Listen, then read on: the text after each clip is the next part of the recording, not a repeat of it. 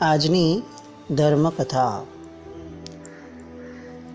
આજની ધર્મકથા છે વર્ષો પહેલાં કાંચનપુર નામના એક નગરમાં થયેલા શુભંકર શ્રેષ્ઠીની. આ શુભંકર શ્રેષ્ઠી નિત્ય જીન પૂજા, ગુરુભક્તિ, સુપાત્રદાન આદિ અનેક ગુણોથી પરિવરેલો હતો. શ્રેષ્ઠી હોવાના કારણે એના જીવનની અંદર કેટલાક ધર્મો બહુ જ સામાન્યપણે દાન વગેરેના બહુ સુંદર રીતે અંકાયેલા હતા. અને રોજની જીનેશ્વર ભગવંતની પૂજા એ એના જીવનમાં પુણ્યાનુબંધી પુણ્યનો એવો સંચાર કરતી હતી કે એને મળેલું ધન એ શુભ ભાવે શુભ સ્થાને વાપરવા માટે હંમેશા ઉદ્યમી રહેતો હતો. હવે પુણ્ય સરખું હોતું નથી, એટલે પુણ્યના આધારે અને બુદ્ધિના આધારે જે ભાવો થાય એ પણ નિત્ય સરખા રહેતા નથી. શુભંકર શ્રેષ્ઠીના જીવનમાં એક યુ ટર્ન આવ્યો. શું આવ્યો? તો કે એક દિવસે જીન પૂજા કરવા માટે રંગમંડપમાં બેઠા હતા. ત્યારે કોઈ એક શ્રાવકે બહુ જ દિવ્ય અને સુંદર એવા અક્ષતોના ઢગલા કરી અને સાથિયા કર્યા.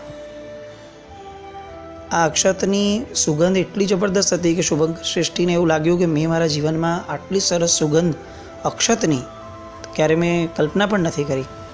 અને જો સુગંધ આટલી સરસ છે તો એમાંથી બનાવેલું કોઈ ધાન્ય કે કોઈ અનાજ વાપરશું, કોઈ દ્રવ્ય, તો એ કેટલું બધું પવિત્ર અને કેટલું મધુર હશે. દેરાસરમાં બેઠા બેઠા આ શુભંકર શ્રેષ્ઠીને આ અક્ષતની સુગંધે આકર્ષ્યા. આપણે આ સાંભળીએ ત્યારે આપણને શુભંકર શ્રેષ્ઠી કેટલા દયનીય લાગે. આપણને એમ લાગે કે યાર ચોખાની સુગંધમાં શું કોઈ માણસ લેવાઈ જાય. અને આપણને શુભંકર શ્રેષ્ઠી એ કલ્પ્રિટ લાગે કે ગુનેગાર છે. અને આંખ બંધ કરીને આપણે જરાક અંદર ધ્યાન કરવા માટે પ્રયત્ન કરીએ તો એમ લાગે કે એ કદાચ ચોખા તરફ આકર્ષાયા. આપણે મે બી ચોખા તરફ નથી આકર્ષાતા, પણ આપણે બી ચોખ્ખા તો નથી જોતા. દેરાસરમાં કોઈ આવ્યું, કયા કપડાં પહેરીને આવ્યું, કઈ રીતે બિહેવ કરે છે, કઈ રીતે પૂજા કરે છે, કઈ રીતે આરાધના કરે છે, એમાં ક્યાં કેટલી આશાધના કરે છે, આ બધી વસ્તુઓનું લક્ષ્ય આપણું એટલું બધું જોરદાર હોય છે કે એની સામે બીજા બધા જ જેની માટે જીન પૂજા કરવા જીનાલયમાં આવ્યા છે એ બધા જ લક્ષ્યો ચૂકાઈ જાય છે. અમને સંસ્કાર શાળામાં, સંસ્કાર વાટિકામાં બાળકો ઘણીવાર પૂછતા હોય કે અમારાથી કોઈક નાનકડી એવી ભૂલ થઈ જાય દેરાસરમાં, તો આજુબાજુવાળા કાકા કે કાકીઓ આટલું જોરથી અમને કેમ ચિલ્લાવતા હશે, અમને કેમ એમ એટલે તોડી પાડતા હશે. અને ત્યારે એ લોકોને તો સમજાવી દેવાય, પણ ઘણીવાર આવો પ્રશ્ન થાય કે આપણે કોઈને ટોકવામાં કે કોઈની ભૂલ કાઢવામાં પણ ભગવાને એક પદ્ધતિ કીધી છે, એ પદ્ધતિના ઉપયોગનો વિચાર પણ કેમ ન કરીએ. એક વ્યક્તિ આશાતના કરશે અને એને જેટલું નુકસાન થશે એના કરતાં વધારે એ વ્યક્તિનો સદભાવ જ જો મરી જશે આ ધર્મસ્થાન પ્રત્યે, તો એ નુકસાન વધારે મોટું નહીં હોય. એટલે કહીએ કોઈની આશાતનાને ટાળવાના પ્રયત્ન કરીએ એમાં ખોટું નથી, પણ પહેલો પ્રશ્ન એ છે કે આપણે પોતે આરાધક છીએ, આપણી પોતાની આરાધનાઓ વિધિપૂર્વકની છે, અને એ વિધિઓમાં ક્યાંય એવું લખ્યું છે ખરું કે જીનાલયમાં આપણે આપણી આરાધના સિવાય બીજા કોઈ જ વસ્તુઓમાં નિસ્સિહ કહી અને પ્રવેશવું જોઈએ. આ બધા જે કાર્યો છે એ જીનાલયની બહારે થઈ શકે. બહેનો માથે ઓઢો, બહેનો આ કરો, ભાઈઓ આ કરો, લાઈનમાં ઊભા રહો, આમ ન કરાય, આવી રીતે જ ભગવાનને અડાય, અરે અમે આટલા વર્ષોથી પૂજા કરીએ છીએ, અમને નથી ખબર પડતી. ભાઈ, આ જ પ્રશ્ન જાતને કરવો જોઈએ કે આટલા વર્ષોથી પૂજા કરીએ છીએ, ભગવાન મહત્ત્વના નથી લાગતા? તો ભગવાનની સામે ભગવાન દ્વારા દર્શાવેલી વિધિને એટલું બધું સ્થાપવાનો પ્રયત્ન કરવાનો કે ભગવાને કીધેલું જ ઉલ્લંઘાઈ જાય, કઈ રીતે બોલવું એવો વિવેક ચૂકાઈ જાય. એટલે આવું થાય. આપણે પણ આ શુભંકરની જેમ ઘણી બધી વાર આ ચોખાના આકર્ષણની બદલે કોઈની ટીકા કરવાના આકર્ષણમાં આપણે પણ લેવાઈ જતા હોઈએ છીએ. હવે આને આકર્ષણ તો થયું અને એનો સ્વાદ તો એના દાઢમાં રહી જાય એવી રીતે એની સુગંધ એના મગજમાં ઘૂસી ગઈ. અને આ અક્ષત તો રોજ આવી રીતે થવા લાગ્યા. પહેલો બીજો દિવસ થયો પછી આ ટેમ્પટેશન એ રોકી જ ન શક્યા. એટલે હવે એને એકવાર ખોટા વિચારને ખોટા આચરણમાં મૂકવાનો નિર્ણય કરી લીધો. પાપ સૌથી પહેલું વિચારમાં આવે અને પછી આચરણમાં આવે. જો વિચારમાં જ એને બ્લોક કરી દઈએ અને એનો પ્રતિપક્ષી સારો ભાવ આપણે વિચારી લઈએ તો પછી એ પાપના આચરણથી બચી જઈએ. પણ શુભંકર એ રોકી ન શક્યા. ચોરી તો કરાશે નહીં, એટલો તો સંસ્કાર પણ નથી. એટલે હવે એણે બીજી યુક્તિ અપનાવી કે પોતાના ઘરેથી સાદા અક્ષત એટલા જ વજનના લઈ આવ્યા અને એટલા અક્ષત એ ચોખાની ડગલીમાં મૂકી અને ઓલા ચોખા લઈ લીધા. હવે આ ચોખા રોજ આવતા હતા અને રોજ આવી રીતે શુભંકર પોતાના સાદા ચોખા મૂકી અને ઓલા ચોખા લઈ લેતા હતા. અને આમ બાર્ટર ચાલતું હતું કે ચોખાની સામે ચોખા. અને આ એની એ પોતે સુગંધી ખીર બનાવી અને વાપરતા અને એટલો બધો આનંદ પામતા કે જાણે સ્વર્ગ મળી ગયું હોય. એક દિવસ કોઈ માસક શમણના તપસ્વી મુનિરાજ એમના ઘરે ગોચરી માટે પધાર્યા. શુભંકરે ગુરુ ભક્તિથી પ્રેરાઈ અને પેલા દિવ્ય અક્ષતથી બનેલી ખીર એ ભાવપૂર્વક મહાત્માને ઓરાવી. મહાત્મા ઓરી અને હવે ઉપાશ્રય તરફ જાય છે. હવે જુઓ, શુભંકરનો તો જાણે વિચાર બગડ્યા હતા, પણ આપણે ત્યાં જે કહેવત છે ને, અન્ન તેવું મન. આ શુભંકરના ઘરનું અન્ન ફક્ત વહોર્યું છે, હજી તો વાપર્યું પણ નથી અને વહોરીને જ રસ્તામાં જાય છે. અને આ દેવદ્રવ્યથી દૂષિત એવું અન્ન લેવાના કારણે હવે મહાત્માના વિચારોમાં અકલ્પનીય પલટો આવ્યો. હવે મહાત્મા ગોચરી જતાં જતાં વિચારે છે, માસક શમણના તપસ્વી મહાત્મા છે અને વિચારે છે કે આ ખીર પાત્રામાં છે છતાં પણ એની સુગંધ કેટલી છે. આ સુગંધે તો મારું મન મોહી લીધું છે. ખરેખર આ શેઠ ભાગ્યશાળી છે. અમે લોકો તો રોજ કેવું વસ્તુ લઈ અને વાપરતા હોઈએ જ્યારે પણ પારણા કરીએ કે વાપરીએ ત્યારે. જ્યારે આ શેઠ કેટલા ભાગ્યશાળી અને પુણ્યવાન છે કે એમને રોજ આવું સુગંધી અને સ્વાદિષ્ટ ભોજન લેવું પડે છે. આ મારું સાધુપણું એ આ શેઠના ભાગ્ય સામે તો નબળું જ છે. પણ ચાલો, આજે તો મને સ્વાદિષ્ટ ખીર વાપરવા મળશે ને, એનો આનંદ એમના મનમાં ચાલ્યો. લગભગ ક્યારે પણ મહાત્માના મનમાં જે ભાવની આપણે કલ્પના ન કરી શકીએ એવો ભાવ આ ખરાબ દ્રવ્યના બનેલા ખીરના કારણે મહાત્માના મનમાં પ્રવેશ્યો. આવું દુર્ધ્યાન કરતાં કરતાં ઉપાશ્રય તરફ પહોંચે છે ત્યાં એમને બીજો વિચાર આવ્યો કે જો હું ગુરુને આ ગોચરી બતાવીશ અને એની સુગંધ જો ગુરુને ગમી જશે અને જો એ જ વાપરી લેશે તો હું આ ખીરથી વંચિત રહી જઈશ.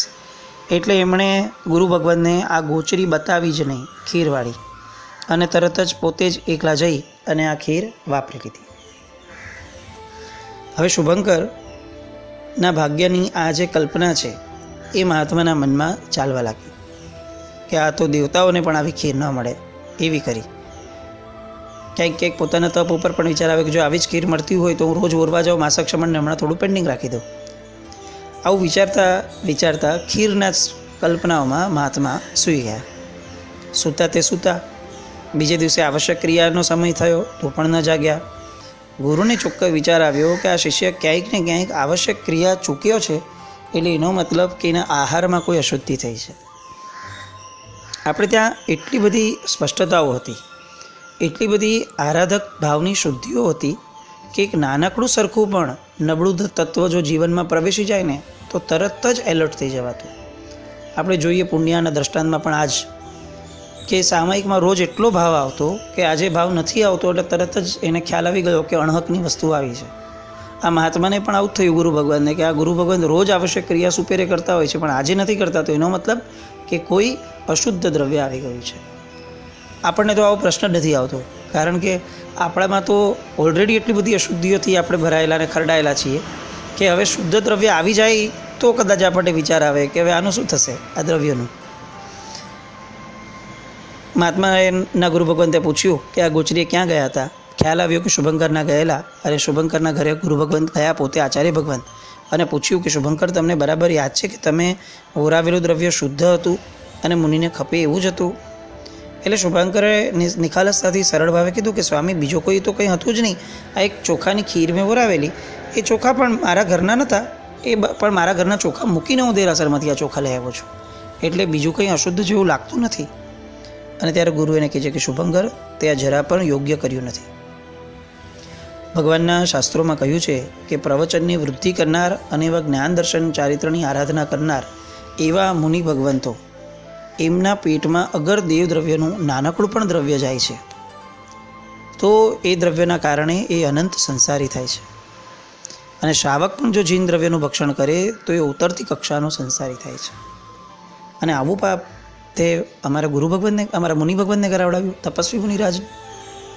અને આ વસ્તુની સમજણ માટે એક બીજી નાનકડી વાત પણ એમને કરે છે કે જો શાસ્ત્રમાં એક સરસ કથાનક આપ્યું છે કે એક શેઠ રહેતા હતા, એની બાજુમાં એક ગરીબ માણસ રહેતો હતો. આ ગરીબને શેઠની સખત ઈર્ષ્યા રહેતી હતી અને શેઠનું બુરું કેમ થાય એવા સતત પ્રયત્ન એના મનમાં ને મનમાં વિચારો ચાલતા, પણ એ કંઈ કરી નહોતો શકતો. એમાં એકવાર શેઠે રિનોવેશન કરવા કાઢ્યું, આખું ઘર તોડી નાખ્યું. ગરીબની દિવાલની બાજુમાં જ જિનાલય હતું એક, અને જિનાલયમાં પણ કંઈક સમારકામ ચાલ્યું હતું, તો એની ઈંટો વગેરે પડ્યું હતું. બદલો લેવા માટે પેલા ગરીબે જિનાલયના સમારકામમાં આવેલી ઈંટોને શેઠની ઈંટો સાથે ભેળવી દીધી. શેઠને ખબર પણ નથી. શેઠનું ઘર બની ગયું, પણ અચાનકથી શેઠના જીવનમાં ડાઉનફોલ ચાલુ થયો અને એકદમ સમૃદ્ધિ ભોગવતા એવા શેઠ એકદમ ગરીબ થઈ ગયા. અને ત્યારે ઓલો ગરીબ આવીને એમને સંભળાવે છે કે જોયું શેઠ, તમને ગરીબ કરવાતા તો કરી જ લીધા ને મેં. અને પછી કેવી રીતે કર્યું, શું કર્યું તે? તો કે આવી રીતે મેં જિનાલયની ઈંટ તમારામાં મૂકી દીધી. શેઠ ધર્મી હતા, ખ્યાલમાં હતા સિદ્ધાંતો. તરત ને તરત ફરીથી આખું ઘર તોડાવી દીધું અને પોતાના જિનાલયની જે ઈંટ વપરાયેલી છે એની સામે કમ્પન્સેશન લઈ અને સંકલ્પ કર્યો કે મારે પોતે જ મારું સ્વદ્રવ્યનું એક જિનાલય બંધાવો. અને પછીથી એ શેઠના જીવનમાં સમૃદ્ધિ આવી. આ દ્રષ્ટાંત આપીને એમ કહે છે કે તે જે જીન દ્રવ્યનું ભક્ષણ કર્યું એ સૌથી મોટું પાપ છે. અને ત્યારે શુભંકરને પણ ખ્યાલ આવે છે કે આ વાત તો તમારી સાચી છે સાહેબ. અને પોતે એક નવા જીન મંદિર બનાવવાનો પણ સંકલ્પ ગુરુ ભગવાનની પ્રેરણાથી કરે છે. પેલા મુનિ પણ આહાર જે વાપર્યો હોય એની શુદ્ધિ કરવા માટે આલોચના વગેરે કરે છે. અને બંને જણા પોતાના પાપમાંથી મુક્ત કરવા માટે પ્રાયશ્ચિત લે છે, શુદ્ધ મનથી કરે છે. અને જે પાત્રાની અંદર પણ આહાર ભર્યો હતો એ પાત્રાને છાણ અને રાખનો લેપ કરી અને તડકે મૂક્યું, ત્યારે એ પાત્રા પણ શુદ્ધ થયા. એક નાનકડું દેવદ્રવ્યનું ભક્ષણ જો જીવનની અંદર આટલી બધી ખાના ખરાબી સર્જી શકતું હોય, તો આ દેવદ્રવ્યના વાચિક ભક્ષણના કાર્યમાં તો આપણે ન પડીએ. વાચિક ભક્ષણ એટલે શું? અત્યારે કોરોના છે, દેશ ઉપર આફત છે, એવા સમયે દેરાસરો, મંદિરો આ બધા પોતાના ધન અને સંપત્તિના પોતાની અનુકૂળતા મુજબ વપરાશ કરે જ છે. અને છતાં પણ આવા મેસેજીસ ફરે કે આપણું પડેલું દેવદ્રવ્ય આપણે સ્કૂલોમાં, હોસ્પિટલોમાં આવા દુઃખના સમયે વાપરવું જ જોઈએ. આ દેવદ્રવ્યનું વાચિક ભક્ષણ છે.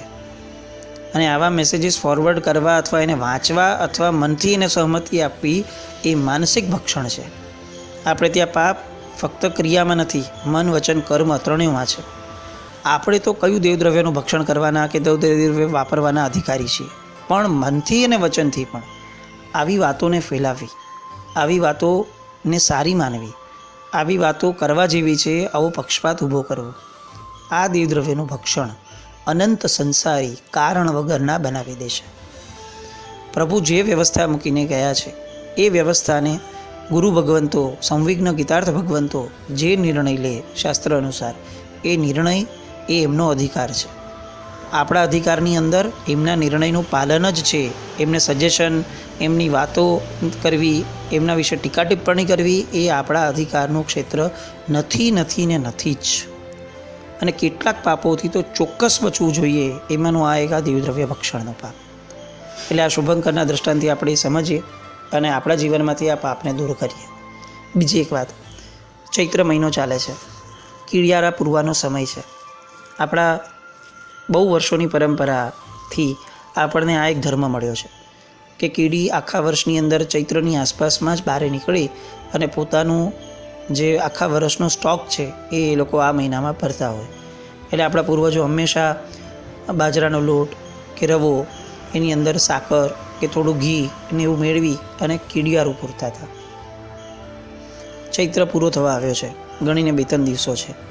હું ખાસ રિકમેન્ડ કરું છું કે આપણું લોકડાઉન એ આ કીડીઓ માટેની જે એ લોકોની વાર્ષિક એલી પરંપરા છે, એમનો જે ક્રમ છે, એને આ બગાડે નહીં, એનો ખાસ આપણે ધ્યાન રાખી અને કીડિયારું પૂરવામાં જેટલા સક્ષમ બની શકે, આજુબાજુ બિલ્ડિંગના ફ્લેટ કે જે પણ જ્યાં ઝાડ છે, જ્યાં કીડીઓ દેખાય છે, જ્યાં ઉભરાતી હશે આ મહિનાઓમાં, ત્યાં ખાસ આ કીડિયારું પૂરવાનો આગ્રહ પણ આપણે રાખીએ. અને એ લાભ લઈ અને એ જીવને સંતુષ્ટિતા અને સંતોષ મળે એવો એક પ્રયત્ન કરીએ. પ્રણામ.